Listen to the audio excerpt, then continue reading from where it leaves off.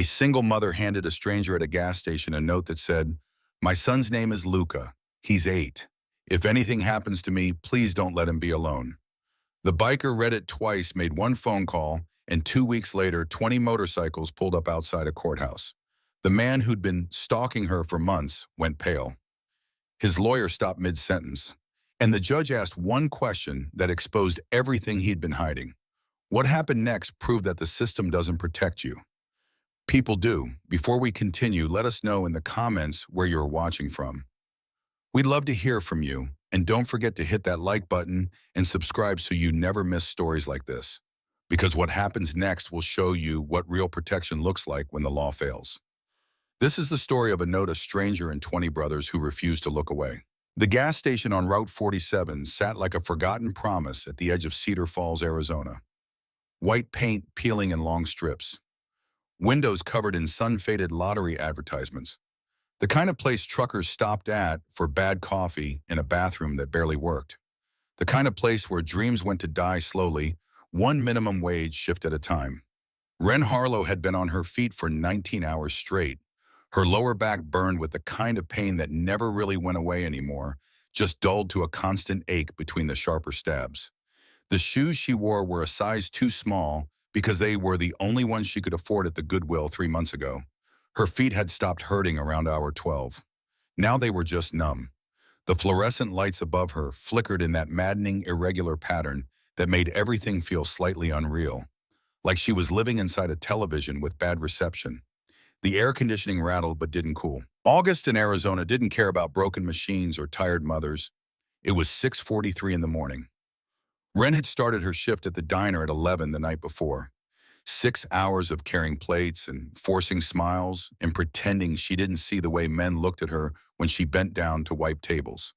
She had driven straight from there to here, to this gas station to stand behind a counter and scan items and make change and say thank you to people who never looked her in the eye.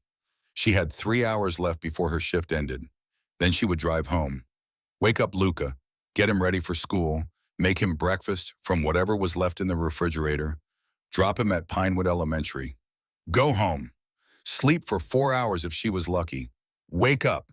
And do it all again. This was what survival looked like. The door chimed. Ren looked up from the register where she had been standing with her eyes half closed, swaying slightly on her feet. A man walked in, mid-40s maybe, leather jacket despite the heat, boots that had seen 1,000 miles of road, dark hair going gray at the temples, the kind of face that had seen things and decided not to talk about them. He didn't look at her, just walked to the coffee machine, poured himself a cup, added sugar. His movements were slow, deliberate, like a man who had learned a long time ago that rushing never helped anything. Ren watched him through the security monitor. Force of habit now, she watched everyone who came in, cataloged their movements, their expressions, looking for signs, looking for him. But this man wasn't Paxton. This man moved differently, quieter. There was no performance in it, no need to be seen.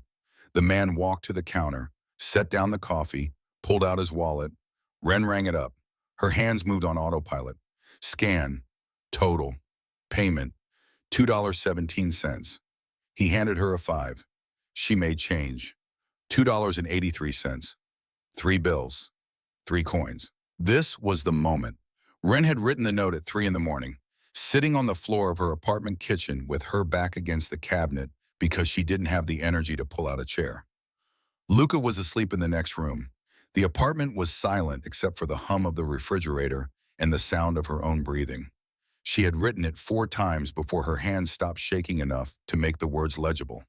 The note was folded now, small and tight, tucked under the register where she had placed it 6 hours ago. She had looked at it maybe 50 times since then, wondering if she would have the courage, wondering if this was insane, wondering if there was any other choice left. The man waited for his change. Ren picked up the bills, the coins, and under them, hidden in her palm, the folded piece of paper. She placed everything on the counter. Bills, coins, note. The man took the money, pocketed it without counting, nodded once. A small gesture of acknowledgement. Thank you. The kind of quiet politeness that didn't require words. He turned to leave.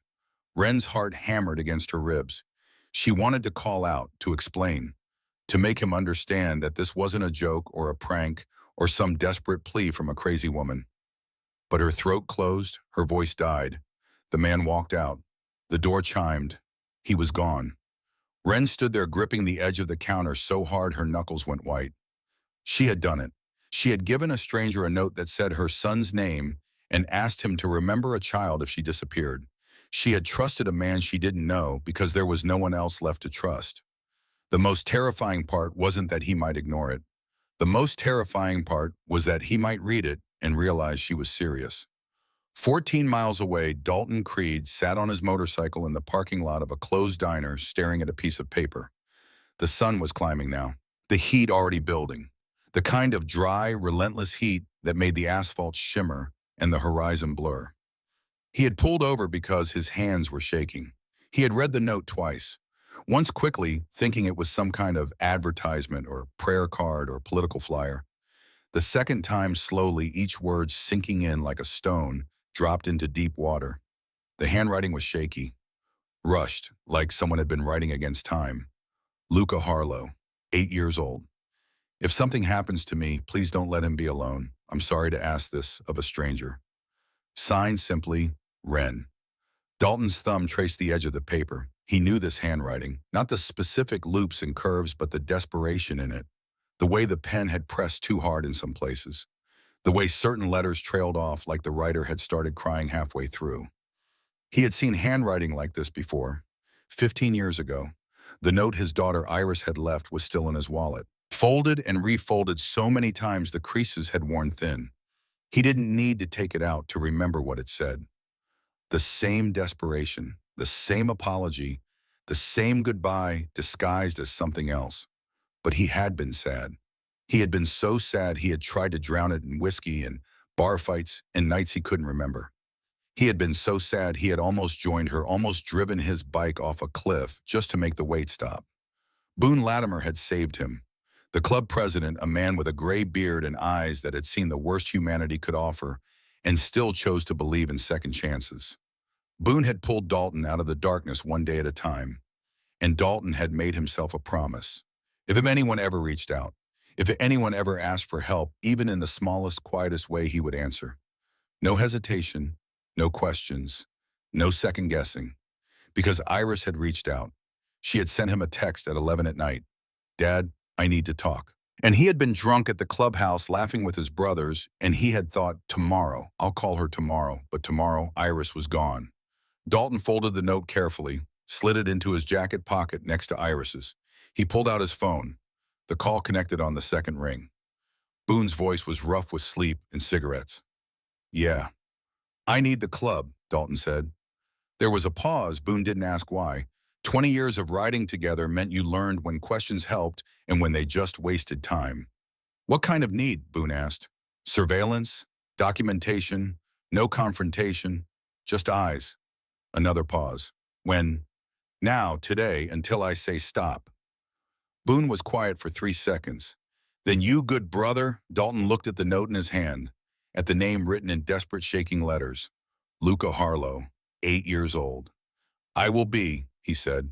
He hung up, started his bike. The engine roared to life, that deep, familiar rumble that had been his only constant for 2 decades. But he didn't ride away. He sat there in that parking lot holding a note from a woman he didn't know, and he made a choice, not for her, not even for the boy, for the girl who had needed him and gotten voicemail instead. 3 years earlier, on a November night when the rain fell so hard it turned the roads to rivers, Owen Harlow died on an impact when a drunk driver ran a red light 2 hours from home. The police called Wren at 11:14 at night. She had just put Luca to bed. He was 5 years old then, still small enough that she could carry him when he fell asleep on the couch. The officer's voice on the phone was practiced, calm. She could hear him reading from a script. Ma'am, I'm calling about Owen Harlow. There's been an accident. I'm very sorry to inform you. The words after that didn't matter. Wren remembered collapsing. She remembered the kitchen floor cold linoleum against her cheek. She remembered Luca coming out of his room in his dinosaur pajamas asking why she was crying. She remembered lying to him, telling him everything would be okay. That was the first lie. There had been so many since. Owen hadn't left life insurance. He had been meaning to get it, always meaning to. Next month, next paycheck, when things settled down. Things never settled down. He left hospital bills instead. $47,000 in medical debt from the emergency room and the surgeries that couldn't save him and the ambulance that brought him there. Ren sold everything that wasn't nailed down. The truck, the tools, the guitar Owen had been learning to play. The wedding rings she couldn't bear to look at anymore. It wasn't enough. She picked up shifts. One job became two. Two became three. Sleep became a luxury she couldn't afford. And through it all, there was Luca. Sweet, quiet Luca, who didn't understand why Mommy was always tired. Why Mommy cried in the bathroom with the water running so he wouldn't hear. Why Mommy sometimes forgot to pack his lunch, or sign his permission slips, or show up to school events. Ren did her best. Her best was never enough. 6 months after Owen died, his brother came to help. Paxton Voss showed up at her door with groceries and a toolbox and an easy smile. He fixed the sink that had been leaking for weeks. He took out the trash without being asked. He sat on the floor with Luca and played video games for hours. Ren was grateful. Desperately, painfully grateful. She should have known better. For 5 months, Paxton was perfect. The helpful brother-in-law, the concerned uncle.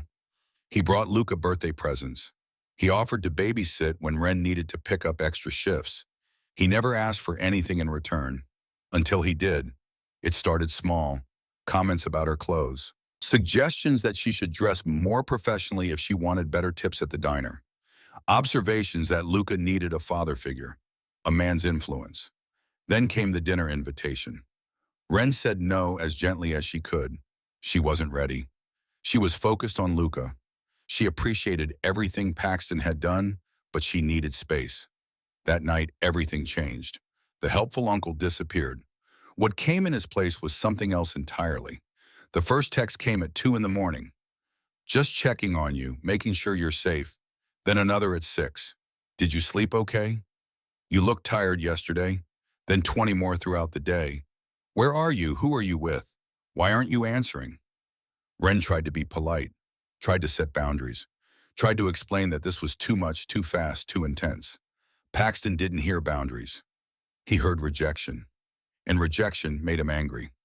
He started showing up at the diner during her shifts, sitting in the same booth for hours, ordering nothing but coffee, watching her move through the restaurant. The other waitresses noticed. The manager noticed. But what could they do? He wasn't breaking any laws. He was just a customer who followed her to her car when her shift ended, a customer who drove behind her for 10 minutes before turning off onto a side street, a customer who knew where she lived, where Luca went to school, where Mrs. Calloway took him in the afternoons. Ren called the police the first time Paxton sat outside her apartment for 3 hours. Officer Trent Hollis came to take the report. He was young, fresh out of the academy. He listened patiently while Ren explained, showed him the text, 67 in 3 days, showed him the call log, 18 calls she hadn't answered. Hollis took notes, asked the same questions they always asked. Has he threatened you directly? No, but the way he looks at me, has he touched you or your son? No, but he comes into my house when I'm not there, ma'am. I understand you're concerned. Keep documenting everything. If the situation changes, call us back. If the situation changes, as if waiting for it to get worse was a reasonable solution. Ren wanted to scream, wanted to ask when exactly she was supposed to call, when he broke down her door, when he hurt Luca, when it was too late. But she just nodded, said thank you, closed the door, started a notebook. She bought it at the dollar store, spiral bound, 99 cents. She kept it in her car, hidden under the passenger seat where Paxton couldn't find it if he searched her apartment again. Because he had searched her apartment. She knew because things were moved, small things. A book on the coffee table turned to a different page. A photo frame angled differently on the shelf. Luca's toys rearranged in his room. The message was clear. I was here. I can come back anytime. You can't stop me. Ren documented everything. August 12, 2:47 a.m. Paxton's car parked outside apartment building. Gray Honda Accord, 10 years old, Arizona plates, PVX 4721. Small dent in rear bumper. Watch from bedroom window. He sat there for 45 minutes. Did not approach. Did not leave vehicle. Just sat. August 15th, 3:15 p.m. Paxton appeared at Luca's school, spoke with teacher, said he was picking nephew up today. Teacher refused. He was not on approved list. Paxton left without incident. August 19th, 11:30 p.m. Working night shift at diner. Paxton came in, sat in booth 14, ordered only coffee, stayed until my shift ended at 3 a.m., followed my car for 6 minutes before turning off. August 21st, unknown time. Came home from work. Paxton had been inside apartment. Spare key I gave him months ago before. He left a single red rose on my pillow. No note, just the rose. The notebook filled slowly, page after page of fear transcribed into careful handwriting. But fear written down is still fear. And fear doesn't protect you when the door opens in the middle of the night. 2 weeks before Wren handed Dalton that note, Paxton crossed a line. She was working the day shift at the gas station. 3 p.m. The sun brutal and high, the air shimmering with heat.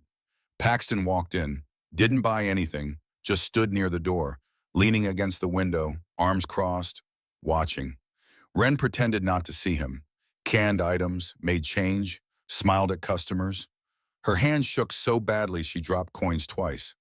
When her shift ended, she walked to her car, keys clutched between her fingers like a weapon, the way the internet articles said to do. Phone in her other hand, finger hovering over the emergency call button. Paxton was still there, leaning against his sedan now. He didn't say anything, didn't approach. Just watched her unlock her door, get in, start the engine, and then he followed her, not hiding it, not trying to be subtle. 3 car lengths back, matching her speed, turning where she turned.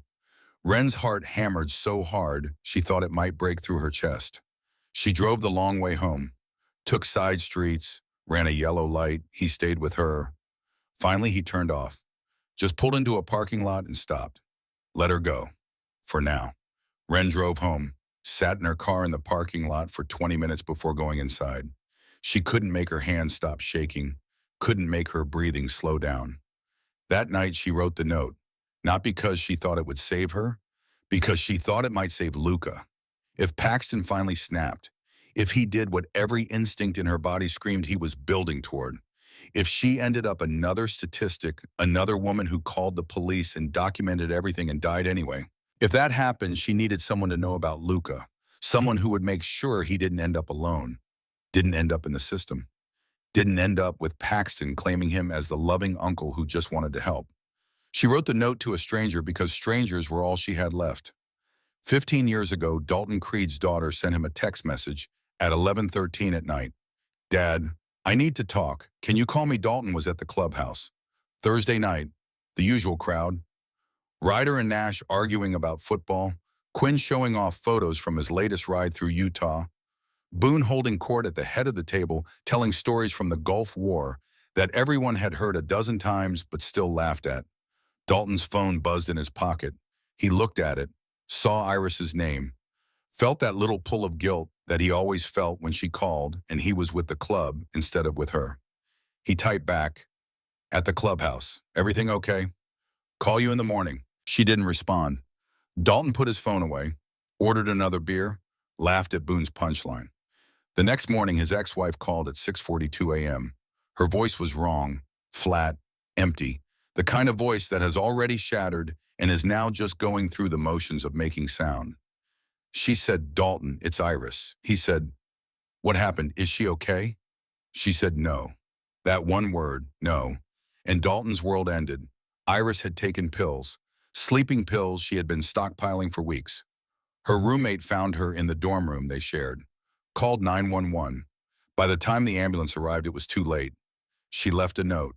Dalton read it in the hospital hallway, standing under fluorescent lights that buzzed too loud, surrounded by the smell of antiseptic and death. He read it 17 times before his hand stopped shaking enough to fold it. The funeral was on a Tuesday. Gray sky, cold rain. Dalton stood in the back, unable to look at the casket, unable to accept that his daughter was inside it. He was 30 years old. Iris had been 17. He had missed her call by 6 hours. The guilt was immediate, all-consuming. It filled every space inside him until there was nothing left but the weight of it. He started drinking, not socially, not casually, drinking to forget, drinking to sleep, drinking to make the voice in his head stop asking the same question over and over. What if you had called her back 6 months after Iris died? Dalton wrapped his motorcycle around a telephone pole on Highway 89. He didn't remember the crash, didn't remember the ambulance. Woke up 3 days later in a hospital bed with Boone Latimer sitting in the chair beside him. Boone didn't say anything at first, just sat there. Gray beard, weathered face, eyes that had seen men die in the desert and come home to bury their own demons. When Dalton finally spoke, his voice was raw. "Why did you save me?" Boone leaned back in the chair, crossed his arms. "Because giving up is easy, living is harder, and I didn't drag you out of that wreck to watch you waste a second chance." Dalton wanted to argue, wanted to say he didn't deserve a second chance, that Iris didn't get one, so why should he? But Boone cut him off. "Your daughter needed you, and you didn't answer. That's going to live with you forever. But you get to choose what you do with it. You can let it kill you, or you can let it make you someone who shows up." It took 2 years. Rehab, therapy, nights when Dalton sat in his apartment and stared at Iris's note and felt the pull toward the darkness. But Boone kept showing up. And Ryder, and Nash, and Quinn. The club didn't let him disappear. Slowly, Dalton built a new life on top of the wreckage of the old one. He made himself a promise. If anyone ever reached out, if anyone ever asked for help, no matter how small, no matter how quiet, he would answer. Every single time. No exceptions. The Desert Riders Motorcycle Club wasn't what most people pictured when they heard the word biker. No drug running, no turf wars, no patches that required blood to earn.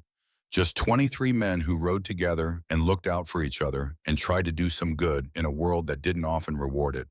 Boone Latimer had founded the club 37 years ago when he came home from the Gulf War with too many ghosts and not enough answers. He started riding because the road was the only place his mind went quiet. Other veterans joined him, then mechanics, construction workers, teachers, men who needed something to belong to that wasn't about violence or hierarchy or proving anything. They did charity rides, raised money for veteran PTSD programs, volunteered at homeless shelters, helped single mothers fix cars they couldn't afford to repair. The club had rules: no hard drugs, no hitting women, no abandoning your brothers when they needed you. Dalton had joined when he was 22, fresh out of a bad marriage, working as a mechanic, looking for something that felt like family. He found it. When Iris died, the club held him together. When he crashed his bike, they put him back together. When he came out of rehab, they gave him a job at the Iron Horse Garage and didn't ask questions when he showed up early and stayed late because going home meant being alone with his thoughts.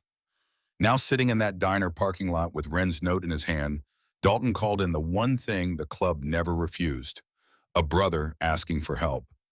Boone answered on the second ring. His voice was rough. He had been sleeping. "Yeah, I need the club," Dalton said. Pause. "What kind of need?" "Surveillance, documentation, someone's in trouble. Need to know if it's real."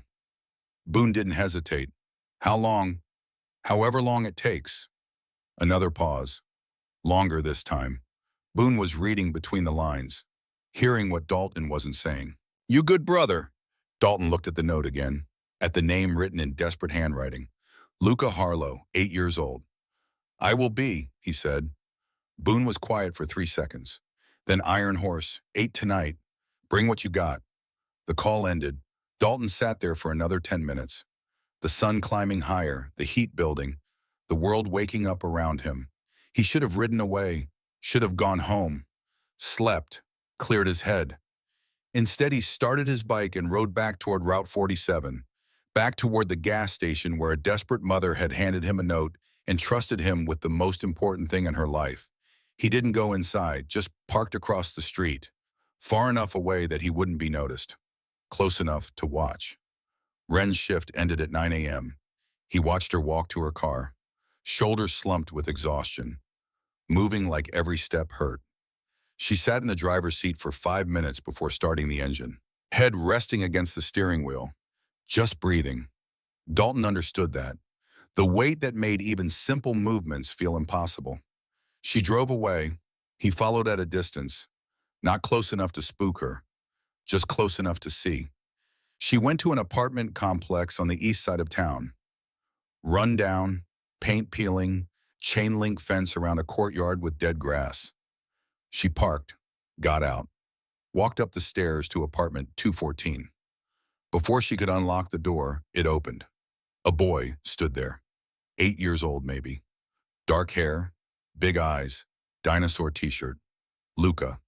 Ren crouched down, pulled him into a hug, held on like she was afraid he might disappear. Behind them, an elderly woman appeared in the doorway. 70, maybe older. Mrs. Calloway Dalton guessed, the neighbor who watched the boy while Ren worked. Ren said something to her.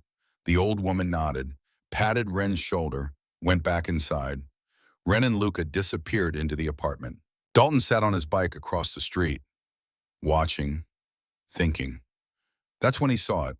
The gray sedan pulled into the parking lot slowly, parked 3 spaces down from Ren's car. The engine stayed running. The driver didn't get out, just sat there, watching the apartment. Dalton pulled out his phone, took a photo of the license plate. Arizona, PVEX 4721. He zoomed in, got the make and model, gray Honda Accord, the same dented bumper Ren had described in her notebook. The driver was visible in profile. Mid-30s, clean cut, button-down shirt, the kind of man who looked respectable, professional, the kind of man no one would suspect of anything. Dalton watched him for 45 minutes. The man never got out of the car, never approached the apartment, just sat there, engine running, eyes on the building. At 10:30, he drove away. Dalton waited another 10 minutes. Then he pulled out his phone and sent a text to Boone. Got a plate. Need background check. Urgent. Boone's response came back in 30 seconds. Send it. Dalton typed out the plate number, hit send, then he started his bike and rode away. But he would be back, because Ren's note hadn't been paranoia or exaggeration. She was being hunted, and the hunter looked exactly like the kind of man who got away with it. That night at 8 p.m., Dalton walked into the Iron Horse garage. The place was more home than his apartment had ever been. High ceilings, oil-stained concrete floors, the smell of motor oil and metal, and decades of hard work. Motorcycles in various states of repair lined the walls. Tools hung on pegboards. A long wooden table sat in the center where the club held meetings. 12 men were already there when Dalton arrived. Boone sat at the head of the table, gray beard braided, arms crossed, the kind of presence that didn't need to speak to command respect.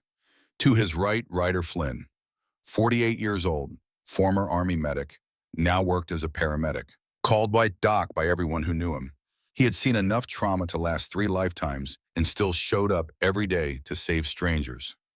Next to him, Nash Drummond, 52, welder, thick arms covered in burn scars, quiet man, steady, lost his wife to domestic violence 10 years ago and spent every day since trying to make sure other women didn't suffer the same fate. Across the table, Hewitt Braddock, 35. Everyone called him Hugh. Former cop who quit the force when he couldn't stomach the corruption anymore. Now worked private security. Still carried himself like law enforcement. Still believed in justice even when the system didn't. Next to Hugh Quincy Marsh, 67 years old, the oldest member after Boone. Photographer for 40 years before retiring. Specialized in surveillance work now. Could disappear into a crowd or a landscape and capture details most people would never notice. The others were scattered around the table. Men who worked construction, drove trucks, taught high school shop class. Men with families and mortgages and normal lives who still made time to ride and to help when a brother called. Dalton pulled out the note, set it on the table in the center. Everyone leaned in. Boone picked it up, read it once, handed it to Ryder without a word. It made its way around the table. No one spoke. When it came back to Boone, he looked at Dalton. Context. Dalton told them, the gas station. The woman behind the counter who moved like every muscle in her body hurt. The note hidden under his change. The way her hands shook when she gave it to him.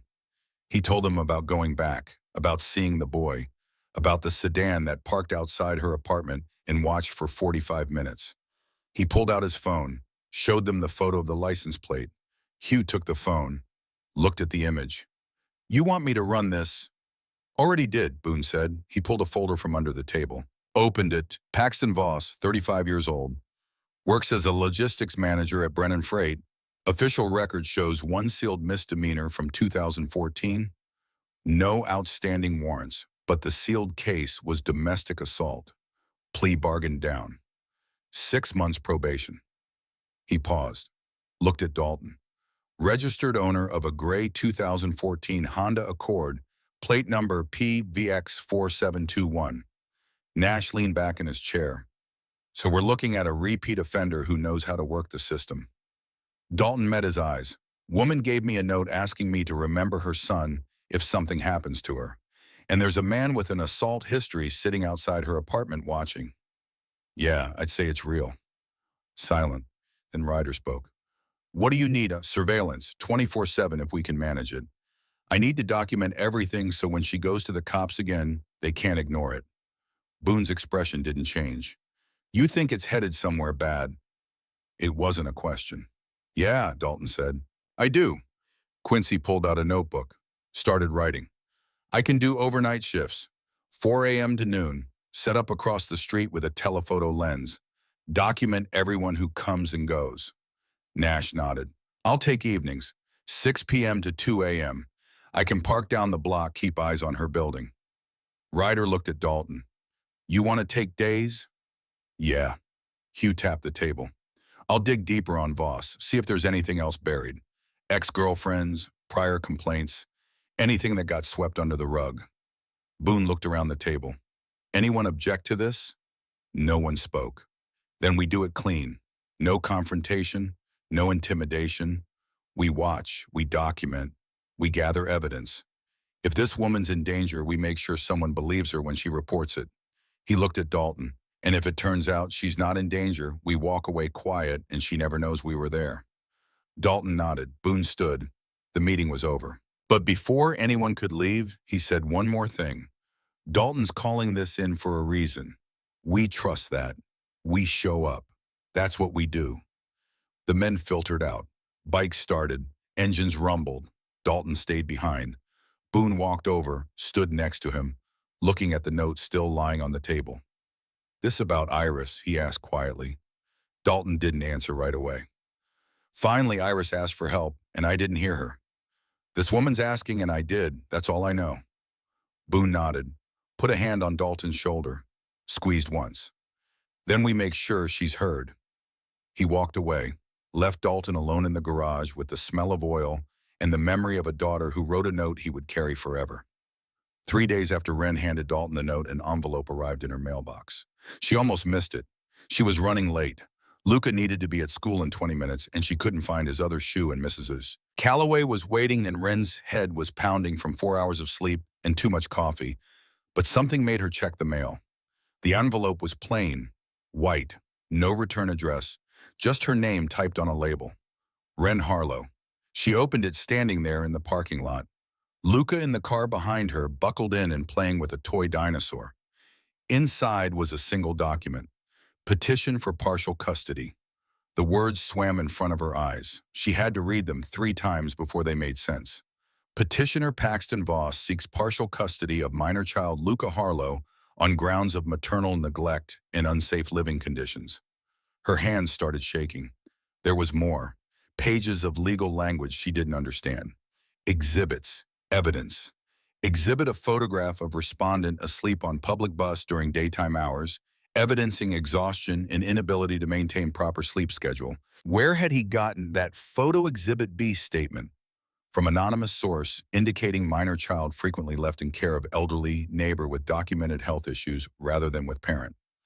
Mrs. Calloway had a heart condition, but she was kind. She loved Luca. She was safe. Exhibit C utility bills, showing multiple late payments and service interruptions evidencing financial instability. Wren's vision blurred, her chest tightened. She couldn't breathe. The court date was listed at the bottom. September 12th, 2 weeks away. She looked up. Across the parking lot, sitting in his car, Paxton watched her. He didn't wave, didn't smile, just watched. And Wren understood. This wasn't about custody. This was about control. This was about making her understand that he could take everything from her. her son, her home, her life, and there was nothing she could do to stop him. Wren sat in her car gripping Paxton's petition until the paper crumpled in her fists. Luca was asking something about his missing shoe, but his voice sounded distant. Underwater, like she was drowning and couldn't reach the surface. Her phone buzzed. A text from Paxton. Saw you got the paperwork. We can make this easy. Just have coffee with me. Talk this through. I only want what's best for Luca. Her hands tightened on the steering wheel. Another text. You know I'm right. He needs stability. A father figure. I can provide that. You're drowning and too proud to accept help. Then another. Think about what's best for him. Not your pride. Wren wanted to throw the phone, wanted to scream. Instead, she started the car and drove Luca to school because that was what mothers did. They kept moving even when the world was ending. She dropped him off, watched him run toward the entrance with his too big backpack, waited until he disappeared inside. Then she drove to the gas station and clocked in 10 minutes late. Her manager, Gideon Reed, looked up from the newspaper he was reading. You okay? He asked. Wren nodded, couldn't trust her voice. Gideon was 63, former Navy. He had owned this gas station for 20 years and had seen enough desperate people come through to recognize the signs. You sure about that? Wren's throat closed. She wanted to tell him, wanted to show him Paxton's petition and ask what she should do. But Gideon had his own problems. His wife had cancer, medical bills that would bury him. He didn't need Wren's disasters added to his own. I'm fine, she lied. She wasn't fine. She spent the next 8 hours in a phone, scanning items, making change, smiling at customers. Inside, her mind was screaming. How was she going to fight this? Paxton had money, a lawyer, a record that looked clean on the surface. She had nothing, less than nothing. She had overdue bills and a spiral notebook full of observations that no court would take seriously. The same useless questions, the same non-answers, the same advice to wait until it got worse. At 3 p.m. her shift ended. She walked to her car. Paxton was leaning against his sedan in the parking lot, arms crossed, watching her. He smiled when their eyes met. Not a friendly smile, a smile that said, I own you. Wren got in her car, locked the doors, started the engine with shaking hands. Paxton got in his car and followed her, not hiding it, not pretending, just following. 3 car lengths back, matching her speed exactly. Wren took the long way home, turned down side streets, ran a yellow light. He stayed with her the entire time. Finally, she pulled into her apartment complex. He drove past, slow, made eye contact through her window, kept going. Wren sat in her car until her hands stopped shaking. Across the street, Dalton Creed was watching the whole thing, photographing Paxton's car following hers, sending the images to Hewitt with a message that said, escalating, need to move faster. That night at the Iron Horse garage, Dalton spread photographs across the table. 12 shots, all from the past 3 days. Photo 1, Paxton's vehicle outside Wren's apartment. Timestamp 1:34 a.m. Photo 2, Paxton sitting in a booth at Rosie's Diner, watching Wren work her night shift. Timestamp 2:47 a.m. Photo 3, Paxton at the gas station. Not buying anything, just standing near the door, watching. Timestamp 11:15 a.m. Photo 4, Paxton following Wren's car. Timestamp 3:08 p.m. Quincy had taken most of them. The old man had a gift for invisibility. He could sit in a parking lot for 6 hours and no one would notice him. His camera had a telephoto lens that could capture faces from 200 yards. The photos were clear, damning, undeniable. Boone studied them without speaking. His expression was carved from stone. Ryder leaned back in his chair. How long has this been going on? She says 6 months, Dalton answered, since she turned down his dinner invitation. Nash shook his head. 6 months and the cops did nothing. 3 calls, same response every time. Hewitt had been digging into Wren's history, police reports, 911 calls, everything he could access through old contacts at the department. No direct threats, no physical contact, no evidence of immediate danger. They told her to call back if it escalated. This is escalated, Ryder said quietly. Hewitt nodded. Yeah, but try explaining that to a system that only responds after someone's already hurt. Boone tapped one of the photos. The one showing Paxton outside Wren's apartment at 1:34 in the morning. What's he doing in this one? Quincy cleared his throat. Everyone looked at him. The old photographer's face was grim. You don't want to know. Yeah, Boone said. I do.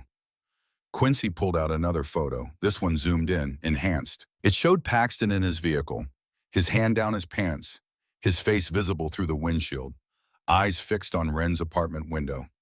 No one spoke. Finally, Nash stood up, walked to the other side of the garage, stood there with his back to the table. His hands were clenched into fists. Ryder's jaw was tight. We're giving this to the police. Called an old buddy at the department, ran it by him off the record. Hewitt's voice was flat. He said without video evidence of the act itself, it's he said, she said. Photo could have been taken out of context. Paxton's a respected businessman. Wren's a struggling single mom. Guess who they'll believe? Then we make them believe, Nash said. He turned back to the table. We document everything. Every time he shows up, every time he follows her. We build a case so airtight they can't ignore it. Boone nodded. Agreed, but there's something else. He pulled out the custody petition. Paxton filed this 3 days ago. Court date is September 12th, 2 weeks. Dalton's stomach dropped. He's going after the kid. Yeah, and he's smart about it. Look at the evidence he's presenting. Boone spread out the exhibits, photos of Wren asleep on the bus, statements about Luca being left with an elderly neighbor, utility bills showing late payments. None of this is illegal, Boone said. But in family court, it's enough to raise questions about her fitness as a mother, especially when the alternative is a professional with a stable voice and a record that looks clean to anyone who doesn't dig. She can't afford a lawyer, Hewitt said. I checked. She called 5 firms. Cheapest one quoted $2,800 just to show up. She's got $247 in her checking account. Silence settled over the garage like a weight. Then Ryder spoke. So we help her. How? Dalton asked. Same way we've been helping. We watch. We document. We gather evidence that Paxton isn't the concerned uncle he's pretending to be. And when that court date comes, we make sure the judge sees who he really is. Boone looked around the table. This isn't a quick job. This is 2 weeks of round-the-clock surveillance. Who's in? Every hand went up. Boone nodded. Then we do this right. 3 teams, 8-hour shifts. Quincy takes overnight. Nash takes evening. Dalton takes days. Rotate as needed. Document everything. No contact with Paxton unless absolutely necessary. No confrontation. We're ghosts. Understood. Everyone nodded. One more thing, Boone said. He looked at Dalton. Does she know we're doing this? Dalton shook his head. Keep it that way. If she knows she's being watched, she might change her behavior. We need to see this exactly as it is. The meeting broke up. Men filed out. Bikes started. Dalton stayed behind again. This time Ryder stayed with him. They stood in the garage, 2 men who had seen too much and were trying to do something about it. You think we can stop this? Ryder asked. Dalton looked at the photos spread across the table, at Paxton's face in the window, at the predatory intensity in his eyes. I don't know, he said honestly, but we're going to try. The surveillance started the next morning.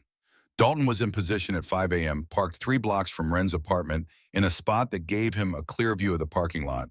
Thermos of coffee, camera with a telephoto lens, notebook. He had done stakeouts before. The club sometimes helped private investigators with surveillance work, missing persons, insurance fraud. This wasn't his first time sitting in a car for hours watching someone else's life unfold, but it felt different this time. Maybe because of the note still in his pocket. Maybe because every time he saw Wren, he thought of Iris. 2 women who asked for help in their own desperate ways. At 6:45 a.m., Wren's apartment door opened. She came out first, then Luca. The boy was wearing a backpack almost as big as he was. Dinosaur shirt, light-up sneakers. Wren crouched down, fixed his collar, kissed his forehead, said something that made him laugh. For a moment, she looked almost peaceful. Then she glanced at the parking lot, scanned the cars, looking for the gray sedan. The peace disappeared. She walked Luca to her car. a 15-year-old Toyota with a dented bumper and a crack in the windshield. Got him buckled in, drove away. Dalton followed at a distance. She dropped Luca at Pinewood Elementary, waited in the drop-off line, watched him go inside. Then she sat there in the parking lot for 5 minutes with her head resting on the steering wheel. Dalton recognized that posture, the weight of trying to hold everything together when your arms were already breaking. At 7:30, Wren drove to the gas station, clocked in, started her shift. Dalton parked across the street, settled in to watch. 2 hours passed, nothing unusual. Customers came and went. Wren worked the register, moved like she was operating on muscle memory and willpower. Then at 9:43 a.m., Paxton's car pulled into the parking lot. Dalton sat up straighter, raised the camera. Paxton got out. He was dressed for work. Slacks, button-down shirt, tie. He looked like every middle manager in every office in America. Respectable, harmless. He walked into the gas station. Through the telephoto lens, Dalton could see Wren's reaction. Her entire body went rigid. Her hand froze on the scanner she was holding. Paxton didn't buy anything, just walked to the coffee machine. Poured a cup, took his time adding sugar, stirring. Then he walked to the counter. Wren rang him up. $2.17. Her hands shook. Paxton said something. Wren didn't respond, just made change. He leaned closer, said something else. Wren stepped back, shook her head. Paxton smiled, that same predatory smile from the photos. He took his coffee and walked out. But he didn't leave. He sat in his vehicle in the parking lot, engine running, drinking coffee, watching the gas station entrance. He stayed for an hour and 20 minutes. Dalton photographed all of it, time-stamped every shot, wrote detailed notes. 9:43 a.m. Subject arrived, entered station, purchased coffee, engaged target in conversation. Target appeared distressed. 9:51 a.m. Subject exited station, returned to vehicle, remained parked, engine running, direct line of sight to entrance. 11:04 a.m. Subject departed. When Paxton finally drove away, Dalton could see Wren through the gas station window. She was leaning against the counter, head down, shoulders shaking. She was crying, and there was nothing Dalton could do except watch and document and hope it would be enough. That afternoon, Wren's phone rang during her break. Unknown number. She almost didn't answer, but something made her pick up. Ms. Harlow, a woman's voice, professional, cold. Yes. This is Valerie Pritchard. I'm the attorney representing Paxton Voss in the custody matter. I wanted to reach out and see if we could discuss a settlement before this goes to court. Wren's throat went dry. A settlement. Mr. Voss is a reasonable man. He doesn't want a protracted legal battle. He simply wants what's best for his nephew. If you're willing to agree to shared custody, we can avoid a lot of unpleasantness. Shared custody, Wren repeated. Her voice sounded distant to her own ears. Alternating weeks. Holidays split evenly. Mr. Voss would, of course, contribute to Luca's expenses. It's a very generous offer. Generous. Wren thought about Paxton sitting outside her apartment at 1 a.m, following her car, showing up at her work. The text that never stopped. The feeling of being watched every second of every day. The idea of handing Luca over to him every other week made her want to vomit. No, she said, silence on the other end. Ms. Harlow, I understand you're upset, but you should know that Mr. Voss has documented significant concerns about Luca's welfare. Your work schedule, your financial instability, the fact that your son spends most of his time with an elderly neighbor rather than his mother. Mrs. Calloway takes good care of him. I'm sure she does, but she's 70 years old with a documented heart condition. What happens if something goes wrong while you're at work? Wren closed her eyes. This was the nightmare. Someone taking all the impossible choices she had to make to survive and twisting them into evidence that she was a bad mother. I'm not agreeing to shared custody. Valerie's voice hardened. Then we'll see you in court. And I should warn you, Ms. Harlow. The judge is going to want to know why you're denying a loving uncle the chance to be involved in his nephew's life. Why you're so resistant to help. It doesn't look good. The call ended. Wren sat in her car, stared at the phone, tried to breathe through the panic rising in her chest. She couldn't afford a lawyer, couldn't fight this in court, couldn't prove that Paxton wasn't the concerned uncle he pretended to be. The system was designed for people with money and time and resources. She had none of those things. Her phone buzzed again. Another text from Paxton. Valerie said you rejected the settlement. I'm disappointed. I thought you'd be more reasonable. Guess we'll let the judge decide. See you in court. Then another. By the way, I stopped by Luca's school today. Talked to his teacher. She said he's been having trouble focusing. Seems stressed. Wonder why. Wren's hands started shaking so hard she dropped the phone. He had gone to Luca's school, talked to his teacher. How many times had he done that? What had he said? She picked up the phone, typed a response, deleted it, typed another, deleted that too. There was nothing she could say that wouldn't make it worse. She was trapped, and Paxton knew it. That night, Hewitt Braddock sat in his apartment, surrounded by files. He had been digging into Paxton Voss for 3 days. Background checks, employment history, financial records, everything he could access through old contacts and databases he probably shouldn't still have access to. Paxton's official record showed one sealed misdemeanor, clean otherwise. But Hewitt had been a cop long enough to know that clean records didn't always mean clean people. He started searching differently, not criminal databases, social media, old forum posts, anything that might give him a window into who Paxton really was. He found the first one at 11 p.m., a post on a men's forum from 7 years ago, username TrueAlpha2016. Just ended things with my girlfriend. She thought she could do better, thought she didn't need me. I made sure she understood her mistake. Sometimes women need to be taught lessons. The post had been deleted, but Hewitt had tools that could recover deleted content. He kept digging, found more posts, different forums, same username. Women today don't understand loyalty. They take and give nothing back. When you find one worth keeping, you have to make sure she knows she belongs to you. Another one. My ex tried to get a restraining order against me. Can you believe that I was protecting her and she called it stalking? The system is rigged against men who actually care.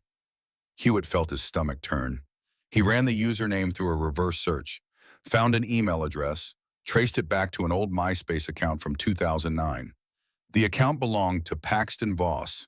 Hewitt kept searching, found references to 2 relationships. Both ended badly. Both women had filed complaints that went nowhere. One name kept appearing, Rowan Fairchild, Colorado.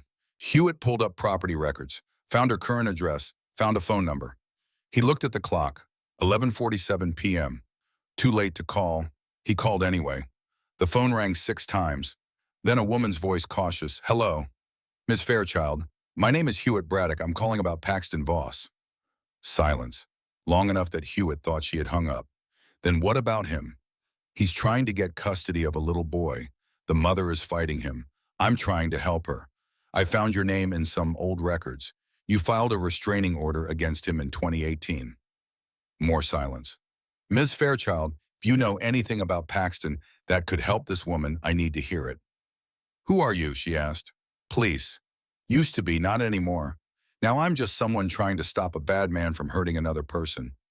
He heard her breathe. Once, twice. He stalked me for 8 months, she said finally.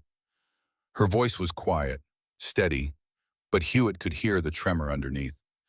We dated for 9 months. He seemed perfect at first, attentive, romantic. Then he started getting controlling, wanted to know where I was every second, who I was with, what I was doing. What happened when you tried to leave? He wouldn't accept it, said I belonged to him, that I couldn't survive without him. He sent me 400 texts in 1 month, showed up at my work, sat outside my apartment for hours, sent me photos of himself cutting his arms and said it was my fault. Hewitt closed his eyes. You got a restraining order. I tried. His lawyer convinced the judge that I was the unstable one, that I was obsessed with him and making false accusations because I couldn't handle the breakup. Did it work? The judge dismissed my petition, said there wasn't enough evidence of direct harm. What did you do? I moved, changed my number, started over in a different state. I've been looking over my shoulder for 5 years. Hewitt wrote quickly. Would you be willing to testify in court about what he did to you? Rowan was quiet for a long time. If I do that, he'll know where I am. He's doing the same thing to another woman. and he's trying to get access to her 8-year-old son. He heard her exhale, slow, shaky. When's the court date? September 12th. Where? Maricopa County, Arizona. Another long pause. I'll be there, she said. After Rowan hung up, Hewitt sat at his desk, staring at his notes. One victim willing to testify. That was good, but it might not be enough. He kept digging. At 2 in the morning, he found the second one. Sloan Merrick, Seattle, Washington. Police report from 2014. Domestic assault. Paxton Voss arrested. Victim treated for broken ribs. The case had been plea bargain down to a misdemeanor. 6 months probation. Record sealed after completion. Hewitt called in another favor. Got the full police report unsealed. It was worse than he expected. Sloan had been dating Paxton for 4 months. When she tried to break up with him, he had beaten her. Cracked 2 ribs, bruised her face, told her if she ever tried to leave again, he would kill her. She had been 24 years old. She called the police, got a rape kit done, pressed charges. Paxton's lawyer was good, convinced the DA that Paxton was a first-time offender, gainfully employed, remorseful. The DA offered a deal, plead guilty to misdemeanor assault, 6 months probation, anger management classes. The deal came with a condition: if Paxton completed probation successfully, the record would be sealed. He completed it, and the record disappeared. Hewitt found Sloan's contact information, current address, phone number. He called. She answered on the 3rd ring. Yes. Ms. Merrick, my name is Hewitt Braddock. I'm calling about Paxton Voss. The line went dead silent.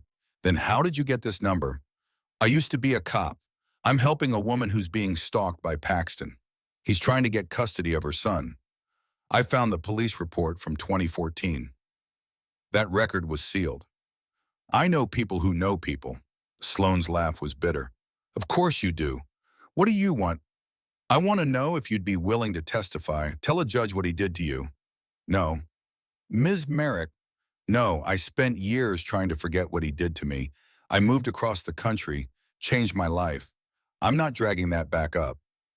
He's doing it again, Hewitt said quietly, to someone else, a single mother, and he's trying to get access to her 8-year-old son. Silence. Please, Hewitt said, you don't have to see him. You can testify by video, but your story could save this woman, could save that little boy. He heard her breathing, slow, deliberate. What's her name? Sloan asked. Wren Harlow.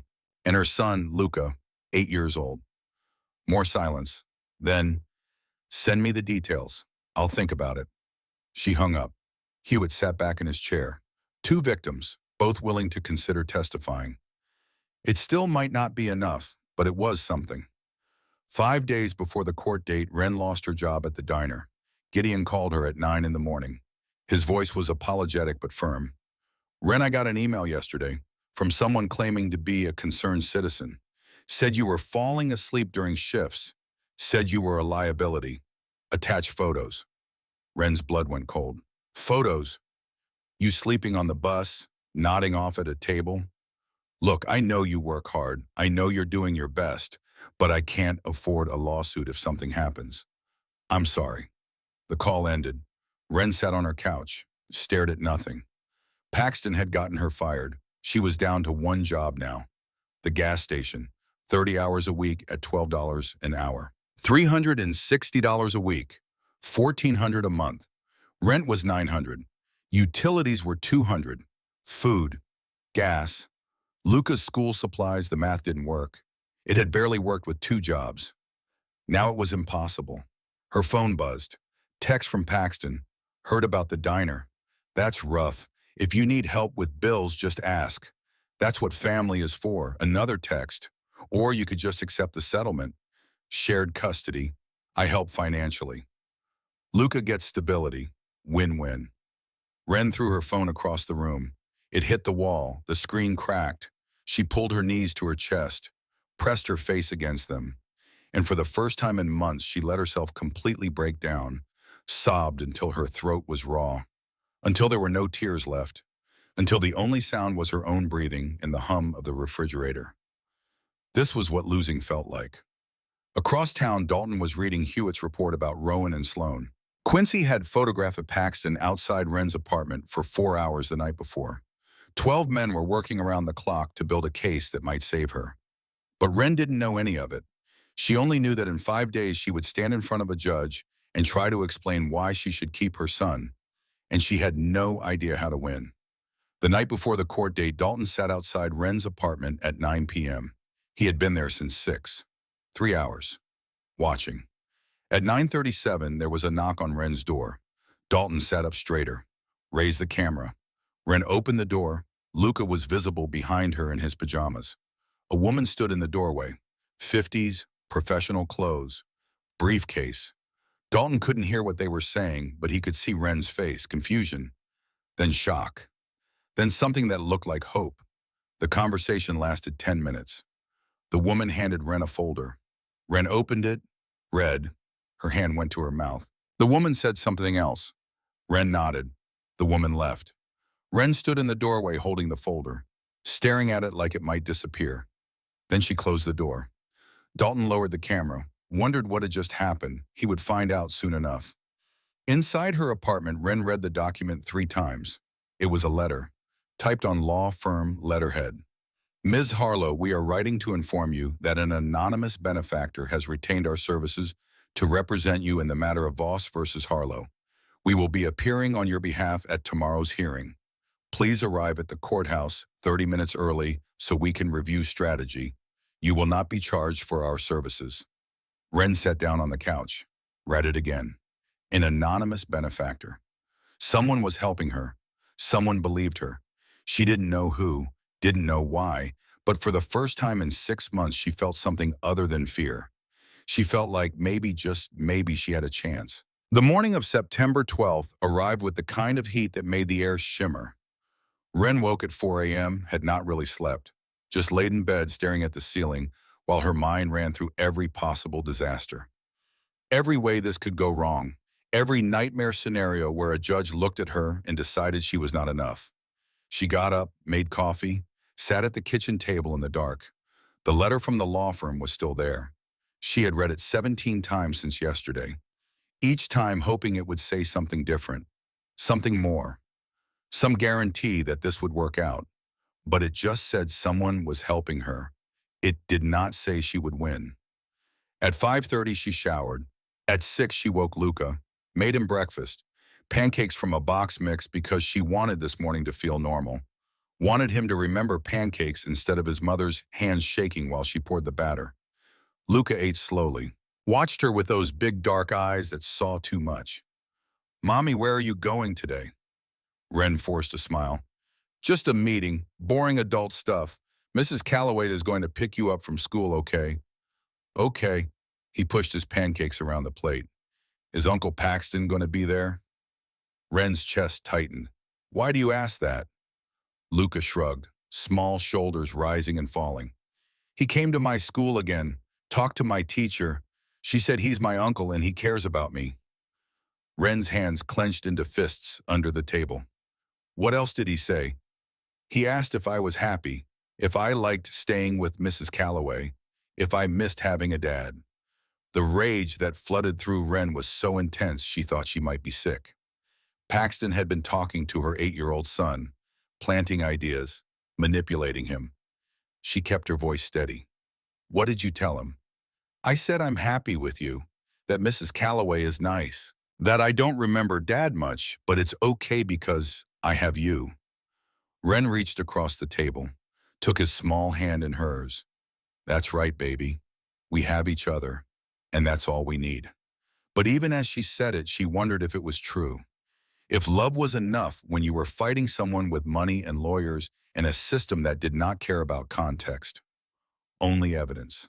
She dropped Luca at school at 7:45, held him an extra 10 seconds when he hugged her goodbye. I love you, she whispered into his hair. Love you too, Mommy. Then he was gone, running toward the school entrance with his 2 big backpack bouncing. Not looking back, Wren sat in her car and watched until he disappeared inside. Then she drove to the courthouse. The Maricopa County Family Court building was gray stone and glass, imposing in that way government buildings always were. designed to make you feel small before you even walked inside. Ren parked in the lot, sat in her car for 5 minutes trying to breathe. She was wearing the only professional outfit she owned, black skirt from the thrift store, navy blazer that did not quite fit, the same clothes she had worn to Owen's funeral 3 years ago. She had tried to iron them, but the creases would not come out. There was a small stain on the blazer sleeve she had tried to cover with her hand. She looked like exactly what she was, a woman who could not afford anything better. At 8:15, she walked into the courthouse, through metal detectors, down hallways that smelled like floor wax and recycled air. The courtroom was on the third floor, room 304. The lawyer was waiting outside. Woman in her 40s, expensive suit, confident posture. She introduced herself as Miranda Hale. Ms. Harlow, good morning. Let's find somewhere to talk. They sat on a bench in the hallway. Miranda pulled out a folder. I've reviewed the petition. I've also received some additional evidence from an investigator working on your behalf. Photos, testimony from 2 women who had previous relationships with Paxton Voss. Both are willing to testify about his pattern of behavior. Wren stared at her. What investigator who's helping me? Miranda smiled. Anonymous benefactor means I don't get to tell you that. But they're thorough, and they believe you. That's what matters. She spread out photos on the bench. Wren recognized them immediately. Paxton's vehicle outside her apartment at night. Paxton following her. Paxton sitting in his car with his hand down his pants. Where did these come from? Does it matter? Wren supposed it did not. Miranda gathered the photos. Here's what's going to happen. Paxton's lawyer will present her case first. She'll paint you as an unfit mother. You as someone who works too much and leaves your son with an elderly neighbor and can barely pay your bills. She'll make Paxton look like the stable, concerned uncle who just wants to help. That's not true. I know, and we're going to prove it, but you need to prepare yourself. It's going to be hard to hear. She's going to say things about you that will make you angry. You cannot react. You cannot argue. You stay calm. You trust me to handle it. Understood. Wren nodded, did not trust her voice. Good. When it's our turn, I'll present our evidence. Then we have witnesses. 2 women who dated Paxton. They're going to tell the judge what he did to them. And we have something else. Miranda paused, looked directly at Wren. There's a man outside right now with about 20 motorcycles. He says he has evidence. Says he wants to testify. Wren's heart stopped. Who? He didn't give me a name. Just said he was a citizen concerned about a child's safety. Do you know him? Wren thought about the note. The stranger at the gas station. The man she had trusted with the most important thing in her life. Maybe, she whispered. Miranda nodded. I'll call him if we need him, but Wren, this is going to work. We have evidence. We have witnesses. We have the truth. That has to be enough. At 9 a.m., the bailiff called the case. Voss versus Harlow. Petition for partial custody. Wren walked into the courtroom. Her legs felt like they might give out. The room was smaller than she expected. Wood-paneled walls, rows of benches, a judge's bench at the front. Paxton was already there, sitting at a table with his lawyer, Valerie Pritchard. He was wearing a perfectly tailored suit, hair neat, face composed. He looked like a man who had never done anything wrong in his life.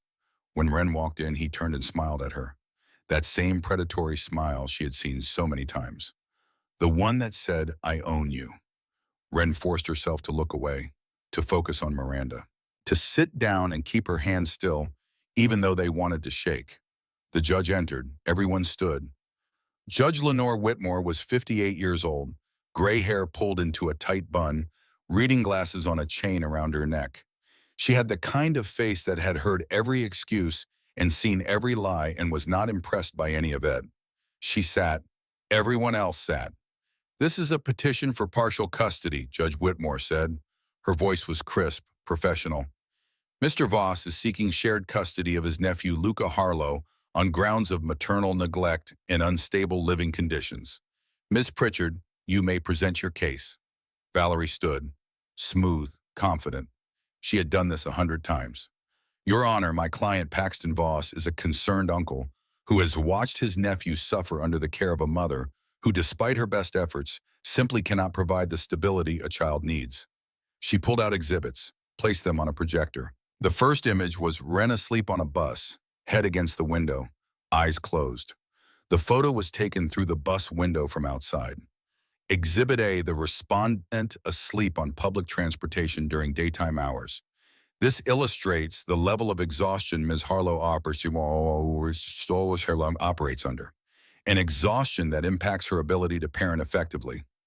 Next image, Luca sitting alone at a table in what looked like a cafeteria. No adult visible.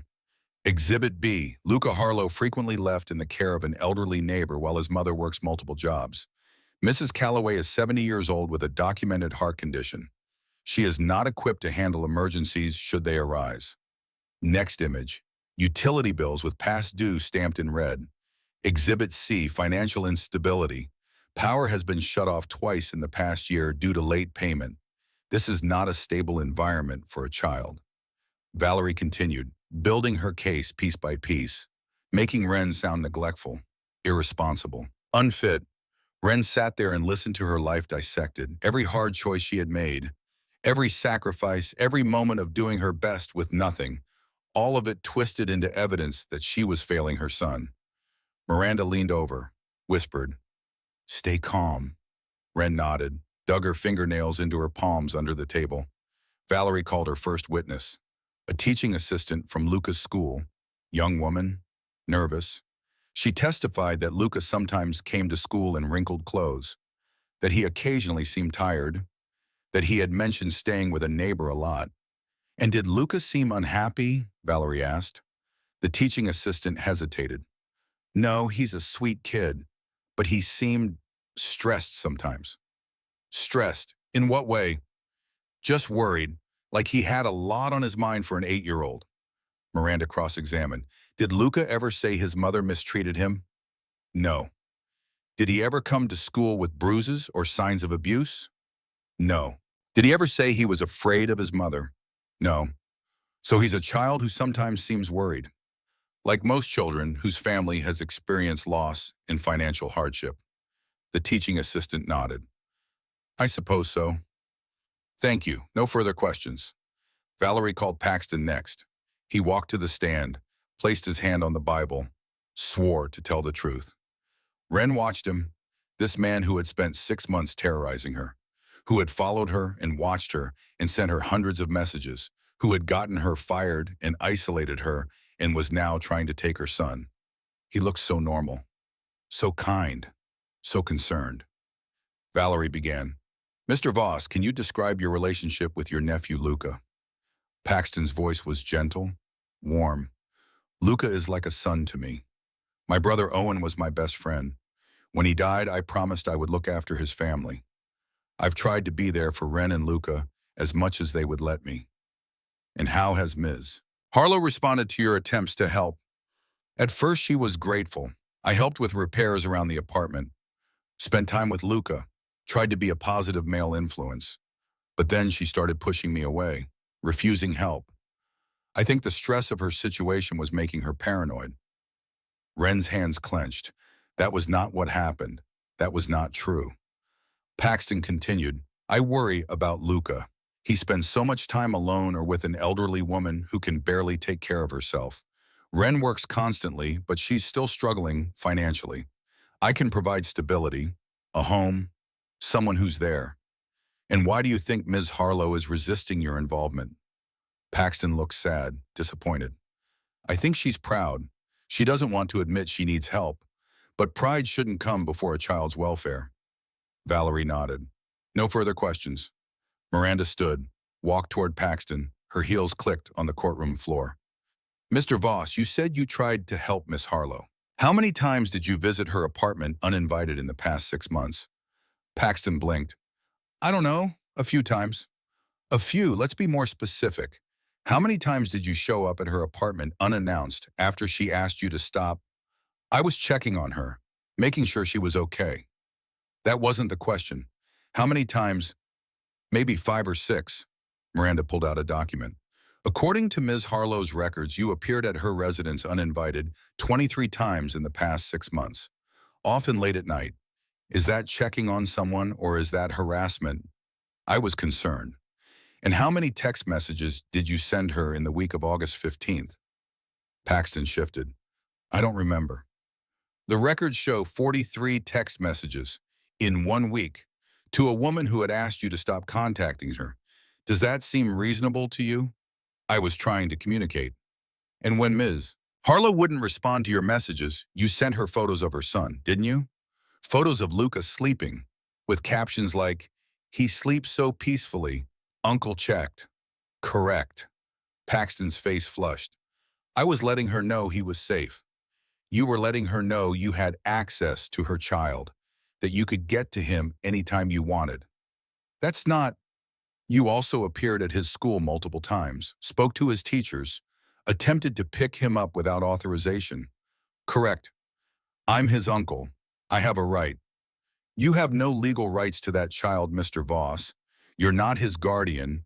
You're not on any authorized pickup list. Yet you went to his school anyway. Why? Paxton was silent. Answer the question, Mr. Voss. I wanted to see him, despite his mother explicitly asking you not to. She was being unreasonable. Miranda walked back to her table, picked up a photo, showed it to Paxton. Can you identify what's happening in this photograph? Paxton looked at it. His face went pale. I don't know what that is. It's a photograph of you sitting in your car outside Ms. Harlow's apartment at 1:34 in the morning, with your hand down your pants, watching her window. The courtroom went silent. That's not, you weren't what Mr. Voss. You weren't masturbating in your car while stalking a woman who had told you to leave her alone. Valerie shot to her feet. Objection, this is prejudicial, and Judge Whitmore held up her hand. I'll allow it. Mr. Voss answered the question. Paxton's composure was cracking. I don't have to explain myself to. Actually, you do, Miranda said. You're asking this court to give you access to a child. The court has a right to know who you are. So answer the question. Were you or were you not sitting outside Ms. Harlow's apartment in the middle of the night pleasuring yourself? Paxton stood up. His voice rose. This is bullshit. She's twisting everything I care about that kid. I'm the only stable influence he has. Judge Whitmore's gavel came down. Mr. Voss, sit down and control yourself, or I will hold you in contempt. Paxton sat, but his hands were shaking, his face red. Miranda smiled. No further questions. At 10:15, Judge Whitmore called a 15-minute recess. Wren stepped into the hallway. Her legs were shaking. She leaned against the wall and tried to breathe. Miranda appeared beside her. You okay? Did you see his face? Wren whispered. When you showed him that photo. I saw it. The mask slipped. The judge saw it too. Is it enough? Miranda did not answer right away. I don't know yet, but we're not done. Wren looked down the hallway toward the windows that faced the parking lot. That's when she saw them. Motorcycles. 20 of them lined up in perfect formation outside the courthouse. Men in leather vests standing beside them. Not moving, not making noise. Just there. Presence without performance. Who are they? Wren asked. Miranda followed her gaze. I told you. A citizen who wants to help, and his friends. Wren's throat tightened. The stranger from the gas station had not thrown away her note. He had answered it. Court resumed at 10:30. Miranda stood. Your Honor, I'd like to call a witness. Rowan Fairchild. The courtroom doors opened. A woman walked in. 33 years old. Professional clothes. She looked terrified but determined. She took the stand. Swore her oath. Miranda began. Miss Fairchild, can you tell the court how you know Paxton Voss? Rowan's voice was quiet but steady. We dated for 9 months, from January to October of 2017. And how did that relationship end? I tried to break up with him. He refused to accept it. Can you elaborate? Rowan took a breath. At first he seemed perfect, attentive, romantic, but he became controlling. Wanted to know where I was every minute, who I was talking to, what I was doing. He went through my phone. He showed up at my work unannounced. When I told him I needed space, he said I belonged to him, that I couldn't leave. What happened after you ended the relationship? He stalked me for 8 months, sent me hundreds of text messages, 400 in 1 month alone. He waited outside my apartment, followed me to the grocery store, to the gym. Everywhere I went, he was there. Paxton was staring at Rowan. His face had gone from red to white. "Did you contact the police?" Miranda asked. "Yes, I got a restraining order, or tried to." Paxton hired a lawyer who could convince the judge that I was unstable, that I was obsessed with Paxton and making false accusations because I couldn't handle the breakup. And what did the judge decide? The petition was dismissed. Insufficient evidence of direct harm. "What did you do then?" Rowan's voice cracked slightly. "I moved. Changed my number. Started over in a different state. I've been looking over my shoulder for 5 years." Miranda walked closer to the witness stand. "Mrs. Fairchild, why are you here today?" "Because when I heard Paxton was trying to get custody of a child, I couldn't stay silent. I know who he is, I know what he does, and I won't let him do it to another woman." Valerie cross-examined, tried to poke holes in Rowan's story, suggested she was bitter, vindictive, making things up. But Rowan did not waver. She had lived this. She knew it was true. When she stepped down, Miranda called the next witness, Sloan Merrick, via video testimony. A screen lit up. A woman appeared, 29 years old, dark circles under her eyes. She was sitting in what looked like a home office. "Ms. Merrick," Miranda said, "can you tell the court about your relationship with Paxton Voss?" Sloan's image flickered on the screen. "We dated for 4 months in 2014. When I tried to end it, he beat me, broke 2 of my ribs." The courtroom went silent. "Can you describe what happened?"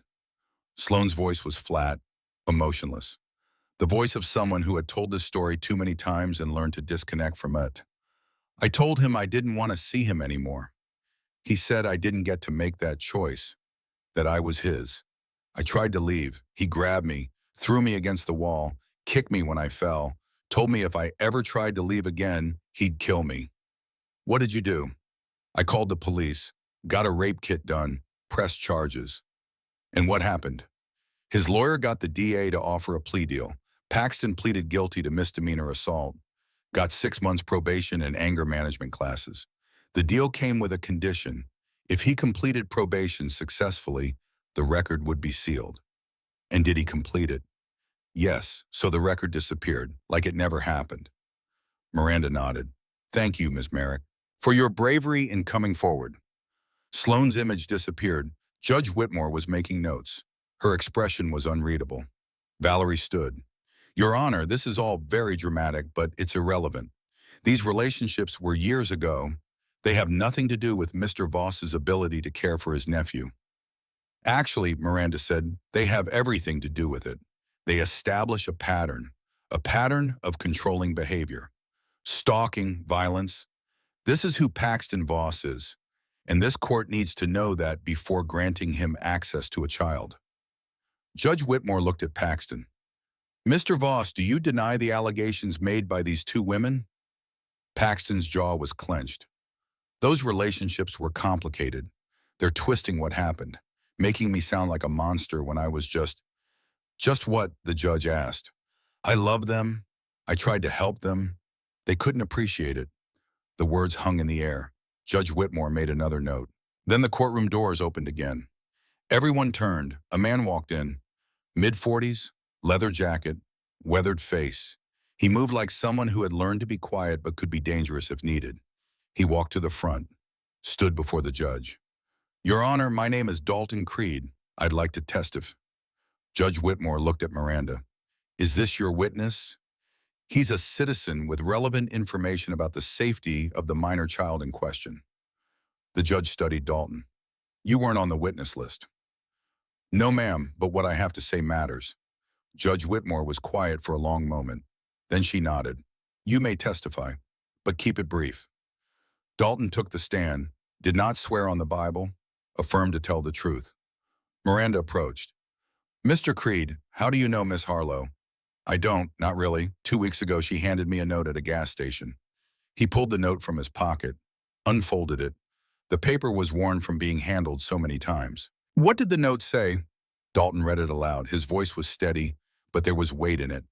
"Luca Harlow, 8 years old. If something happens to me, please don't let him be alone. I'm sorry to ask this of a stranger." The courtroom was silent. That's not a request for help, Dalton said. That's a goodbye letter. That's a mother who thinks she's going to ding and wants someone to remember her son. Wren's eyes filled with tears. She had not expected this, had not expected the stranger to understand exactly what she had meant. What did you do after receiving this note? Miranda asked. I followed her, watched her, not to scare her, to see if she was right to be afraid. He pulled out a folder, thick with photos. Over the past 2 weeks, my associates and I documented Paxton Voss's behavior. We have 47 photographs, 12 hours of video footage, time-stamped, notarized. He spread photos on the evidence table. Paxton outside Wren's apartment at 1:30 a.m. Monsieur Paxton following her car. Paxton sitting in his vehicle watching for hours. We documented him appearing at her workplace multiple times without purchasing anything. Just watching. We documented him following her vehicle for extended periods. We documented him using a key to enter her apartment while she was at work. Valerie stood. Objection. This evidence was obtained without a warrant. It's an invasion of Mr. Voss's privacy. Dalton looked at her. All photographs were taken in public spaces or through windows visible from public property. All video was recorded in areas where there is no reasonable expectation of privacy. I consulted with a former police officer to ensure everything was legal. Judge Whitmore looked at the photos. Her expression hardened. Mr. Creed, why did you do this? Why get involved? Dalton was quiet for a moment. When he spoke, his voice was rougher. 15 years ago, my daughter needed help. She asked for it. I didn't hear her. She died. I swore I'd never ignore another person asking for help, even if they're a stranger, even if it's just a note at a gas station. He looked at Wren. Their eyes met for the first time. She asked. I answered. That's all. Miranda presented the rest of the evidence. Audio recordings.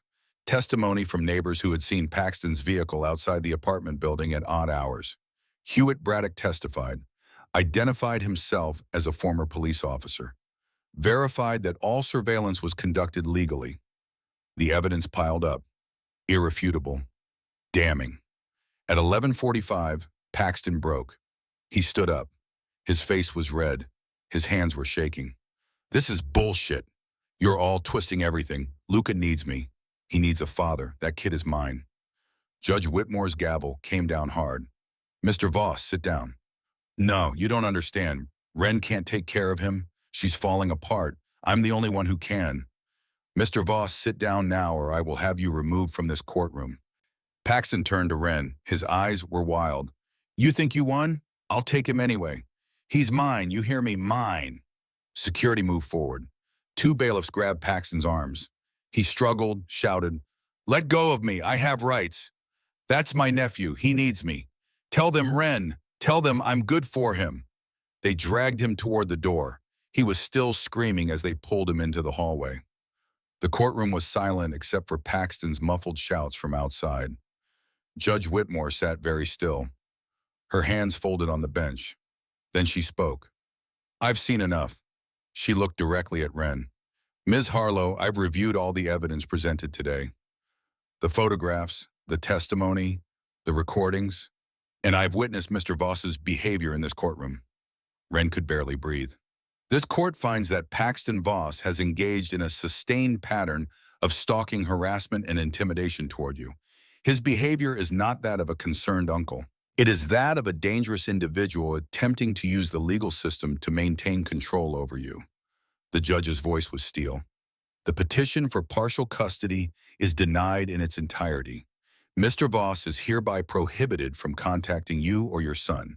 He is not to come within 1,000 feet of your residence, your workplace, Luca's school, or any location where you or your son may be. She paused, made a note. Furthermore, I am referring this case to the District Attorney's Office for criminal investigation into charges of stalking, trespassing, and harassment.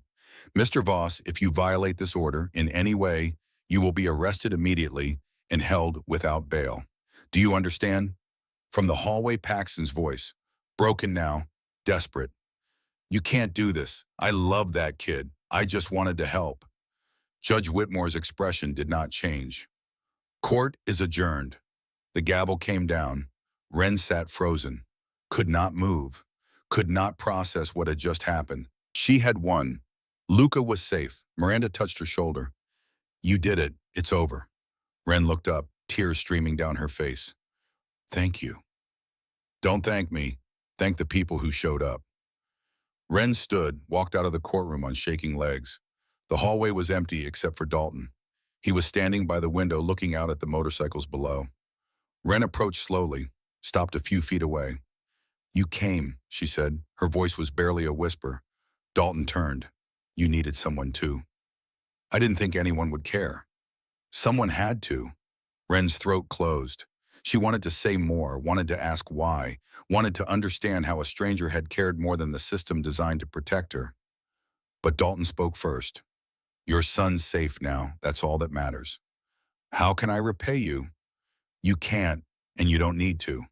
He started to walk away. Wait, Ren called. What's your name? I need to know who to thank. Dalton paused, looked back. Dalton Creed. Dalton. She tested the name. Thank you for everything, for believing me when no one else did. Dalton nodded once, then he walked down the hallway and disappeared. Ren stood there alone, holding the custody papers that said she had won. She thought about the note she had written in desperation, the trust she had placed in a stranger's hands. And she understood now that sometimes the people who save you are the ones you never expected. The ones who show up not because they have to, but because they know what it means to be too late. Outside the courthouse, Dalton walked down the steps. The 20 motorcycles were still there, the riders standing beside them. Boone looked up as Dalton approached. How'd it go? She won, kids safe, Paxton's done. Boone nodded. Good. The men mounted their bikes. Engines rumbled to life. One by one they pulled out of the parking lot. No fanfare, no celebration. Just men who had done what needed doing and were going home. Dalton was the last to leave. He sat on his bike for a moment, looking up at the courthouse windows. Then he started the engine and rode away. That afternoon, Ren picked up Luca from school. She arrived early, parked in the lot, waited by the entrance. When he came out, she crouched down to his level. Uncle Paxton won't be coming around anymore, she said. Luca's eyes went wide. Forever. Forever. He hugged her tight. Good. I only need you, Mommy. Ren held him, breathed in the smell of his hair, felt the weight she had been carrying for 6 months finally lift. Let's go home, she whispered. They drove to the apartment, made dinner together. Spaghetti with jarred sauce because it was his favorite, and she wanted to celebrate without spending money she didn't have. After dinner, Luca did his homework at the kitchen table while Ren washed dishes. For the first time in months, the apartment felt safe. 6 months later, Ren stood in her apartment holding a package. It had arrived in the mail that morning. No return address, just her name written in careful handwriting. Inside were 3 notebooks, blank, unused, ready to be filled, and a note. For when you need to write again, you're not alone. It was not signed. Ren sat on her couch, opened the first notebook. The pages were clean and white and full of possibility. She thought about everything that had happened. The fear, the fighting, the moment she thought she would lose everything, and the stranger who had heard her silent scream and answered it. She picked up a pen, wrote on the first page, Luca is safe, we survived, and I learned that family is not blood. It's who shows up when you need them most. She closed the notebook, set it on the table beside her. Luca was at the kitchen table doing homework. He looked up. Mom, who sent those? Ren smiled. And a friend. Do I know them by No, but they knew us when it mattered. Luca went back to his homework. Ren watched him. Her son, safe, happy, here. Paxton had been charged with 3 counts of stalking and criminal harassment, sentenced to 18 months in prison and 5 years probation after that. Restraining orders were permanent, not just for Ren, but for Rowan and Sloan as well. He would be released eventually. Ren knew that, and part of her would always be afraid that he would come back. But she also knew that she was not alone anymore, that somewhere out there people were watching, people who had shown up once and would show up again if needed. Her phone buzzed. A text from Miranda Hale. Just checking in. How are you doing, Ren typed back. We're good, really good. Thank you for everything. Miranda's response came quickly. Thank you, anonymous benefactor. I just did the paperwork. Wren smiled. She had tried to find out who had paid for the lawyer, who had coordinated the surveillance, who had made sure she was not fighting alone. But every avenue led to a dead end. Whoever had helped her wanted to stay hidden. And maybe that was okay. Maybe some gifts were not meant to be repaid, just accepted with gratitude and passed forward when the chance came. Across town, Dalton Creed sat in a cemetery. The headstone in front of him was simple. Iris Marie Creed, beloved daughter, gone too soon.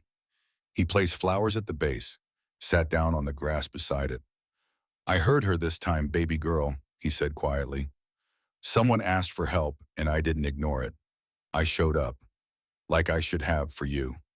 The wind rustled through the trees. Birds sang somewhere in the distance. Dalton pulled out his wallet. 2 notes inside now, both worn from handling. One from his daughter, one from a stranger at a gas station. 2 women, 2 cries for help. One he had missed, one he had answered. He could not change the past, could not bring Iris back, could not undo the moment he had chosen whiskey and brotherhood over his daughter's text message. But he could choose differently now, every day, every time someone reached out.